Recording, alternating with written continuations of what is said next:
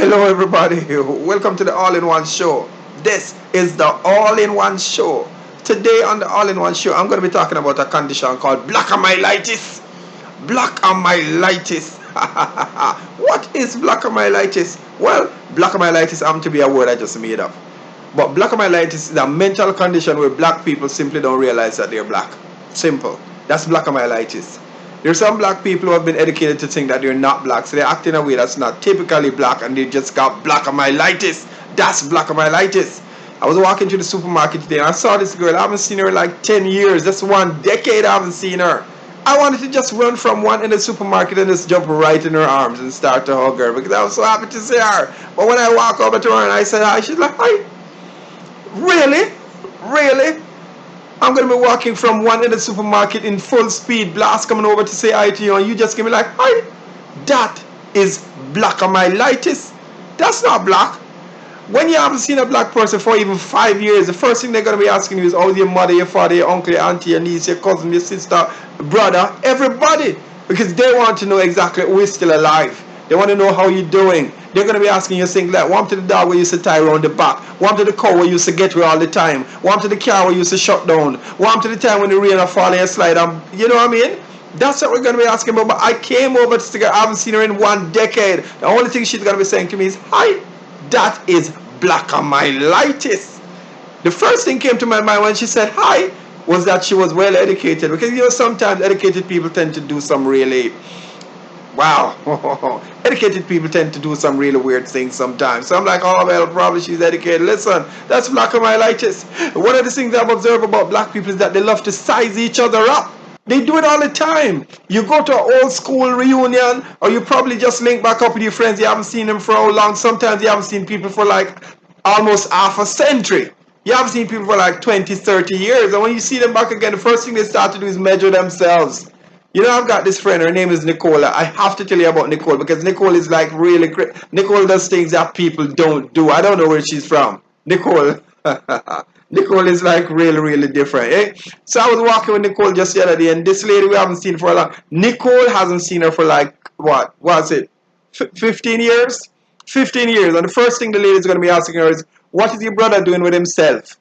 Yeah, because Nicole has this brother that doesn't really do much. Like everybody know he doesn't really do much, but you haven't seen her for so long. You haven't seen her for more than a decade, like 1.5 decades. First thing she's gonna be doing is pouncing on the brother that doesn't really do much. Everybody knows that brother doesn't really do much. You know what Nicole said to her? Like she was like, how is it? I don't even want to call the brother's name. Like she said, how is so and so? Is he still hanging out? Ray? Nicole looked at the woman and said, when she said, how is he doing? What is he doing for himself? Nicole said to the woman, he has a pack of condoms and he uses it wherever he can. Now you just imagine, like, she was like really serious, staring straight at the lady. She said he's got a pack of condoms and he uses them whenever he can. I'm like, what? What? But that she did that because of what? She knew that the woman was just using what you call black amyelitis. Listen to me. If you have a friend, you haven't seen a person for more than 5 years, they don't care what you're driving. That's black amyelitis. If you're going to be waiting, and some people are like so strategic, like you haven't seen them for the last 10, 20 years, and when they say hello or goodbye, they're not even gone yet. They're going to be hanging out at the corner to see what you drove out. Yeah, they want to be seeing if you're driving out in a Datsun 120Y or you're driving a Mercedes, I don't know, SLK. And that's ridiculous. Like, wow. I mean, like, look at what we're going through right now. People didn't even think they were going through all something like this, man. All you want to know when you see people is that they're alive. You just want to be appreciating people. You just want to be happy when you see people. Why are you always measuring? And there are some people, and I'm going to tell you this is a very serious part of black amyelitis. Black amyelitis has this kind of a mental condition where people tend to forget that everybody has changed. Yeah. In black amyelitis, okay, I'm going to give you an example. Like, I remember I came across this other person, and they haven't seen me for like 30 years. But they just communicate in a way that's it's almost like they're expecting me to be subordinate or submissive or in some way just have some kind of an inferiority complex or something. So they're almost talking down to you like today is yesterday. Hey, People grow. Come on. Stop the black and whiteitis. Yeah. You know what I'm saying? Give it a break, man. It's black and white. So every time you encounter a person that should be just happy to see you and they're more occupied, they're preoccupied their minds with what you're doing or where you are in life. Because hey, let's get it right. Let's be honest with ourselves. Sometimes people are only asking you questions to find out where you've been in your life and what you're doing with your life. Hey, I'm not saying someone can't politely ask you what you're doing because that's only a pertinent question. But when they want to know if you're still, or when they're talking to you, because everybody knows what condescension is, right? You can always tell when somebody's talking to you in a very condescending tone. I mean, like, hey, if I haven't seen you for 10 years, when I see you, I'm only happy to see you. I just want to know what's happening with your life. Where are your family members right now that I miss so much? And I sincerely hope that they're doing well, right? Okay, we ain't gonna do no black and myelitis. Man, I tell you. So something else with black and myelitis is that, first of all, black and myelitis is not a black thing. If you're gonna be, so it's called simpering. You know what simpering is? Like, okay, you turn around the corner, you encounter somebody you haven't seen for a long time, you call to them and they go like, hi! And then in just 2 seconds, their smile goes from way up here to turning upside down. It's like, hi! Have you ever, yeah, you saw that? Hi! Hi, how are you doing? Hey, you know what? It is so pre-calculated. Like some people's greetings are so pre-calculated, and it's so cliche that they don't even have to think about what they're saying. It happened to me too. I had black and white like this. Yeah, I remember I came across a woman. And she said, "Hi, how are you doing?" And I'm like, "Hi, how are you doing?" And she said, "Is everything all right?" And I said, "Yes." And then I said to her, "How is your husband?" And she said, "He passed away." And I said, "Fine, thank you." That's black and highlights right there. Black and highlights was so concentrated that I didn't even realize what I was saying. When I got home, I'm like, whoa, did I really just say that? But yes, pleasantries are sometimes so cliche that they're black and highlights. Yeah, people are going to be asking the same thing. All right, how you doing? Hi, take care, bye. Hey, come on. There are people that you're gonna have to draw the line with some people. Well, you gotta know who you're gonna be drawing the line with, right? Okay. So today in the show, we've been talking about black and myelitis. Now, something else we're gonna be talking about is what's gonna be happening to the people who are gonna be sticking close to their computer screens, looking into a camera, trying to enjoy the Christmas holidays with all their family members on a virtual platform. Can it suffice?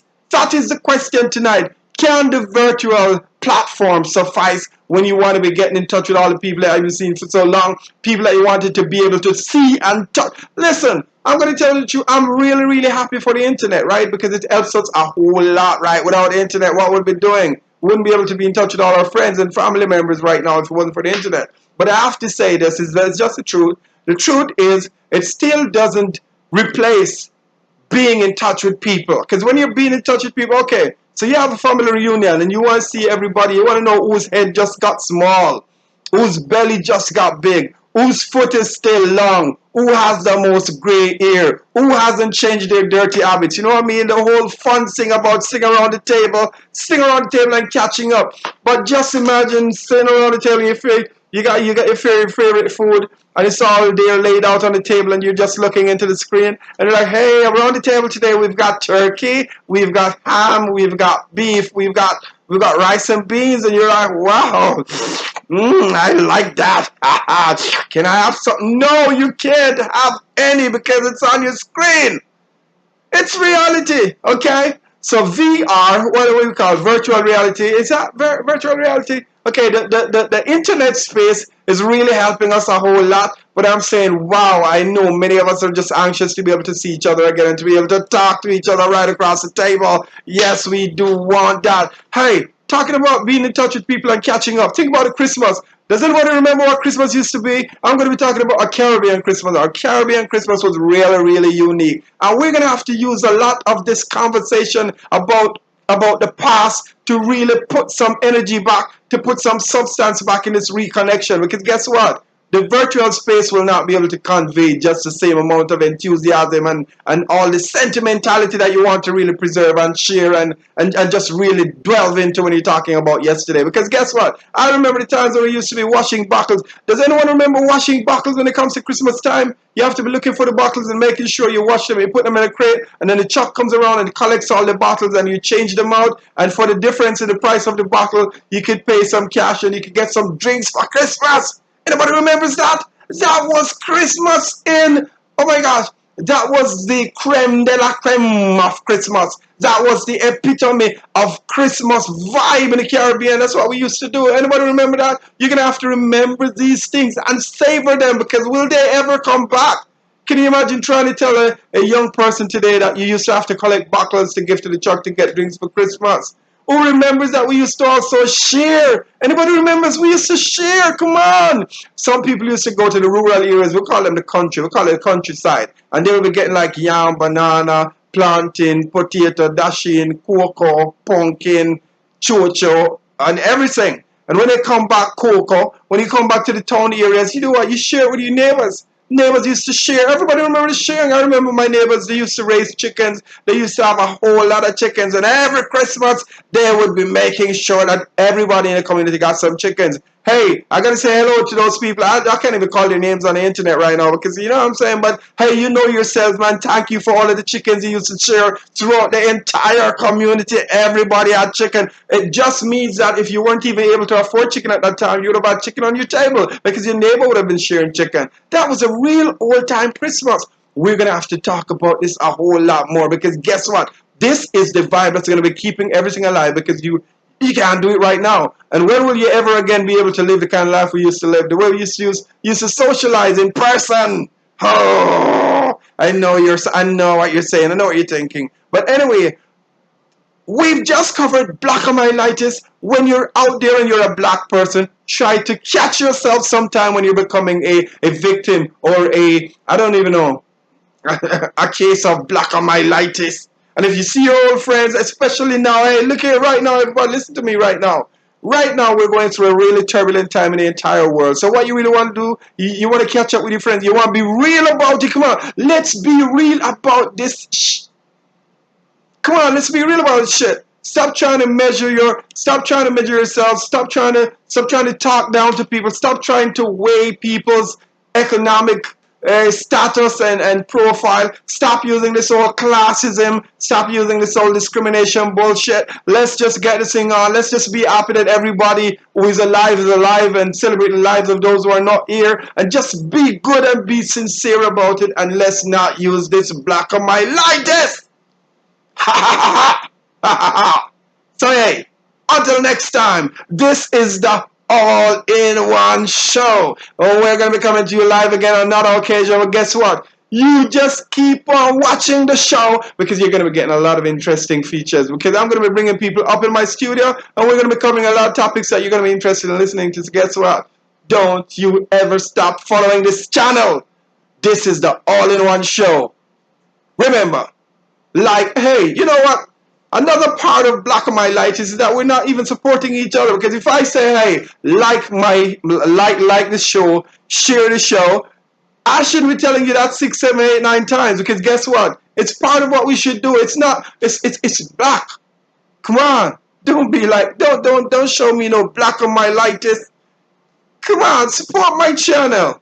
And I'm going to be giving you material that's actually valuable material. I'm not going to be just begging you to, support me. Oh, come on, do me a favor. No, you ain't going to do me no favor. You're going to be doing yourself a favor, because I'm going to be making sure that my materials are going to be materials that are edifying to you and also entertaining. Until next time, this show is called The All-in-One Show.